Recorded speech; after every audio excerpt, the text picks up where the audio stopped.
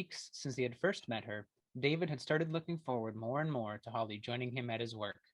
And when she is not there, he misses her, though he hasn't yet admitted that to himself. Companionship of any kind was something he had to get used to, bit by bit. Where did you come across the writings of John Keats? I don't imagine you were ever allowed to go to school. So you think because I'm a cleaner, it was decided early on that I had no potential, that I wasn't very smart. I didn't say that.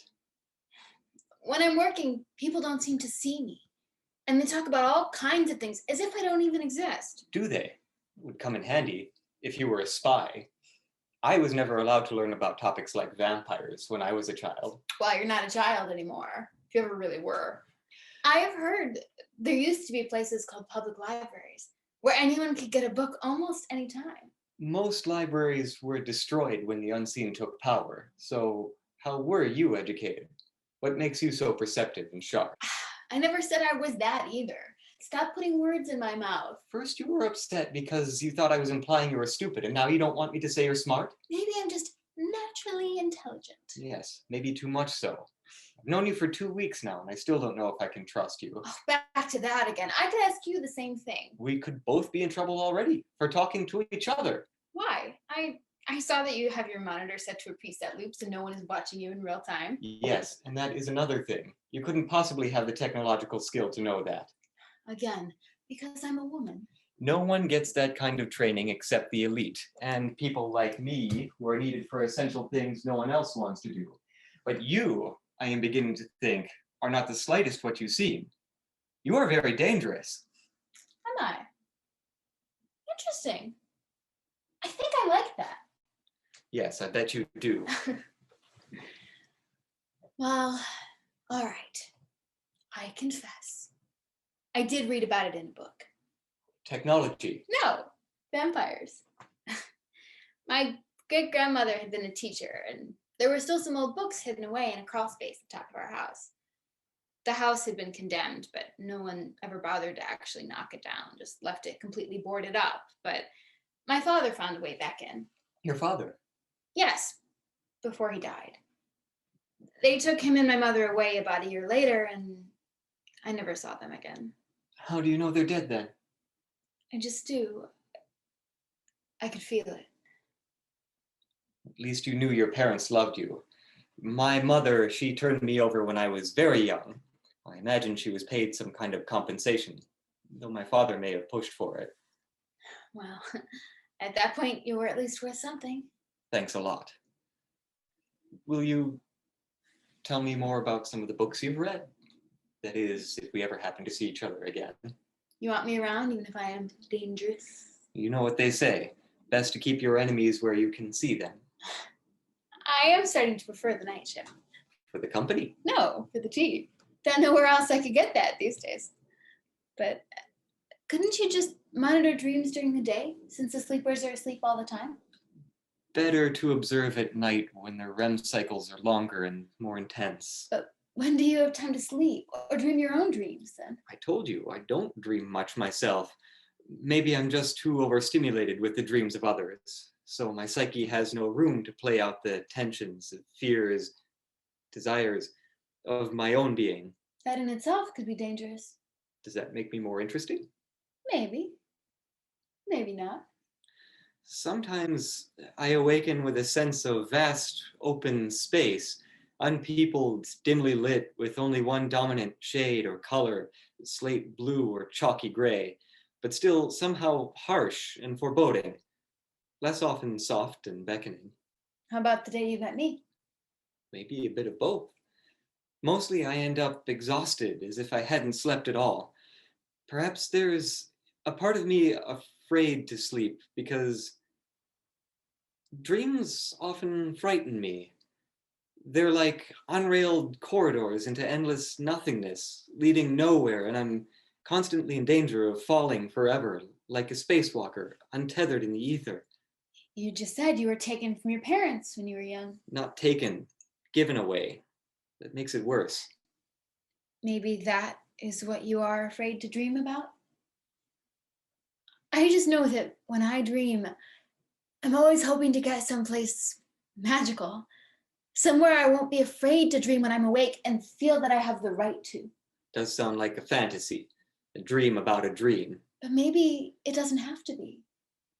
We all have our own paths to follow.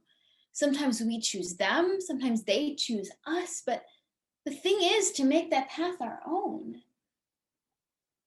Anyway, for your information, reading books isn't the same as eavesdropping unasked on other people's lives.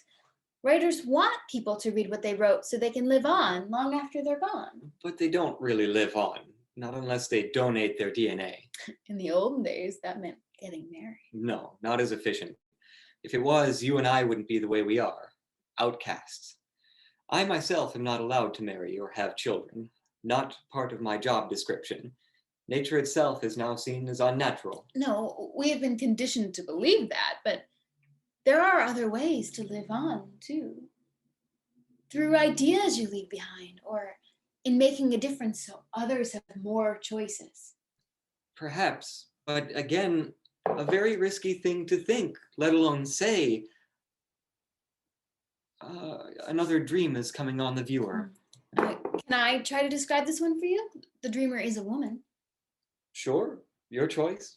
Even if I didn't want you to, it hasn't stopped you yet. No, it hasn't.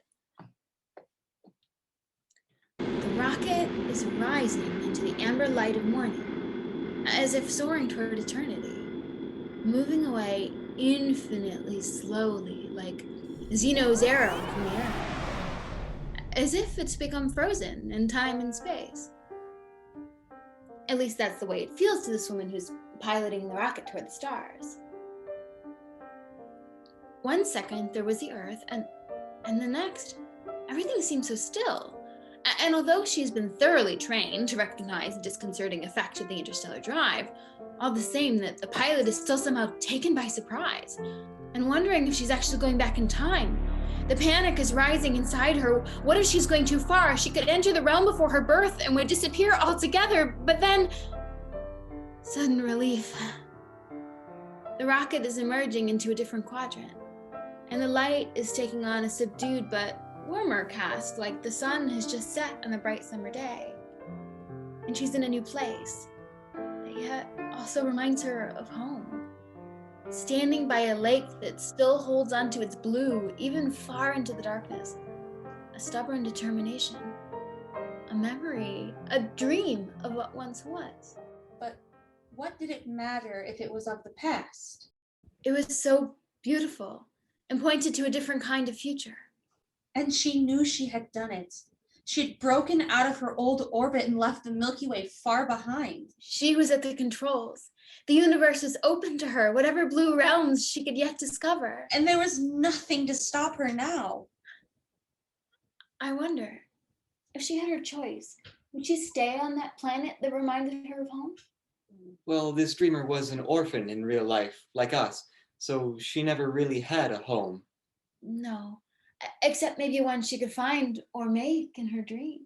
But how could she have broken free and yet return back to where she started?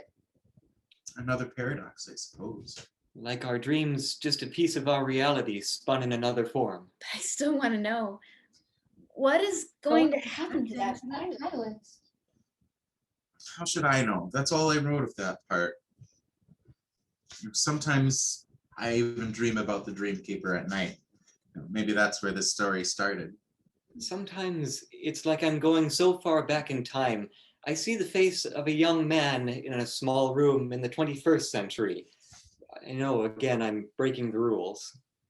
He looks so worried. He seems so unsure of himself. A kind of soulmate. Previous self, if you believe in that sort of thing, like reincarnation? Like a future incarnation? What do you believe in? Well, I believe in more of the possibilities of nature than that of machines. I believe we can have many selves during a lifetime if we learn it all. not like I can do anything for him 3 centuries back. Not like I can help him in the future. Well, even if you are the author of his life? Best to be the author of your own life, don't you think? Retro deja vu, one of the taboos of the unseen. A reverse form of genealogy, tracing oneself forward. we can only influence the things we're willing to confront now. By what we do now, yes. Real hope for the future. Despite any slippage of time, despite all times being one time. Sometimes I think of the space-time continuum with all the curveballs it throws our way, like a banana peel that God left to have a good laugh. I can't fall back on the past. I can't fall forward except on my face. But who knows, since space and time are really the same skein of cloth. Who knows where past and present overlap? You could have at least given the pilot in her dream a traveling companion. Well, David met Holly. Isn't that enough? Not everyone can have someone. See, this is why I didn't want to tell you I was writing something. But I had already figured it out. I read some of the papers you were carrying. Did you? Well, fine.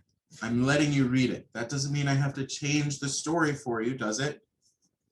But what if, what if when that pilot reaches that place that seems like home, there's someone standing next to her, holding her hand, looking at that blue lake? Would that be so bad? Even if at that moment we can't see his face. It wouldn't be much of a story, would it? If everyone always has something good to go them on. Why not? They don't stand much of a chance otherwise, do they? Any more than that pilot in that ship. No, I think it's a cruel story. She must be very lonely. The pilot or Holly? Both, I suppose. Amy, are you lonely? What makes you ask me that? I don't think I was myself until now.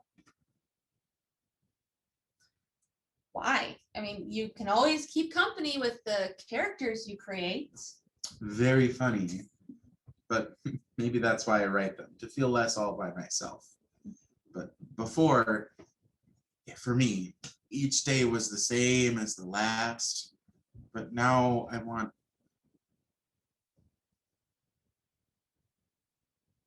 Yes? to see you again. No, I'm not sure I believe you. I mean, you're too good at making things up. No, you just snooped on me and figured it out. Are you going to be around this coming Saturday like usual? I should be. Unless I travel slower on the space-time continuum. Then, is it kind of a date? Even though we just stay here, I mean, I have to because of work. Sure. Yeah, I think I'd like that. Or do you just want to hear more of the story? Maybe both. Is that so bad? No, I suppose not. Your writing could be more attractive than you realize. And you may just be more beautiful than you realize, too. No, I'm not much to look at. I think you are. Do you? Uh-huh. Marty, who has just come into the lobby, sees Amy leave and then goes to Henry's office. Oh, did I really just say that to her? Bye, Amy. Marty, I didn't see you there. Yeah, that's what we want in our detectives. The inability to see someone standing right in front of them. Who was that girl, Henry? Marty? Henry. Marty. I heard you're talking to the tenants. Now I know it's true. What tipped you off? I'm a detective. I keep my ear close to the railroad tracks. That sounds a bit risky. I'm asking you again. Who is she? How should I know? She just keeps complaining about the light bulbs going out in the elevator. And that's all she wants? You haven't told her what you're really doing here. About our work? Are you crazy? Of course not. Never fraternize with the enemy. She could be extremely dangerous. To me, all women are dangerous. But Amy, I mean that girl that I don't even know. You have to be wary of anyone coming in or out of this building. Even you? Except me. I'm the only friend you've got in the world. Don't ever forget it. That is, if you plan to keep working for Sunny Security Services. I thought we were the North Star Detective Agency now. All right, we are. That was our old name before we decided to beef up our image. And that is why, especially now, we need the best men we can find. What was the last job you had again? Maybe you can go back to that. As a cafe tester? I don't think so. Do you know how many blueberry muffins I once had to eat in a single morning just to make sure there's not too many blueberries in each one? And anyway, that chain went out of business after I gave them a top rating. Who knew you could get salmonella from a muffin anyway? Listen, kid, you've got potential. I really think you do. You can be smart now and then. You keep your fingernails clean, but if you would just stop wasting time writing those stupid stories. I bite my nails and the stories aren't stupid. Wait, you knew I was writing them too? Of course I did. I need to be aware of the parameters of any scenario I might be part of, even if the narrator chooses to keep me out of the picture. You have that problem too? But anyway, I can't stop writing. It's just too important to me. And even you, Uncle Marty, can't stop me. Hey, kid, that is exactly the kind of thing I'm talking about. Good. Maybe a slight start. Buck up, show some spine. You just need some more confidence. Hard to believe I was once more like you, but not anymore. I got wise, see? And I don't plan to work for Sunny forever. No? No. Someday and someday soon, I'm gonna branch out on my own, and I might just need a savvy second in command. Know what I mean? So no more talking to the tenants, okay? Or I'll have to bust your ass. And you can't just wander around the building whenever you feel like it, unless it's for your work. I know, but don't you ever get curious about all the people? Kid, listen. Rule number one, never care about the people. Okay? Okay, sure, but Just don't.